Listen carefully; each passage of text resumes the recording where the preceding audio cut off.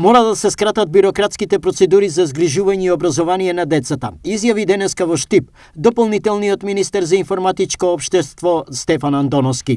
Долго се чека за систематизација, за годишни планови за вработување, заради тоа и не може да се ангажираат на време и персонал во градинките и персонал во училиштата, така што тоа е навистина една сериозна бирократска препрека со која што се соочуваат менаџерите, но можам да кажам дека со динамизирањето на процесите внатре во институциите ќе успееме да ги надминеме овие потешкоти. Градоначалникот Иван Јорданов е дециден.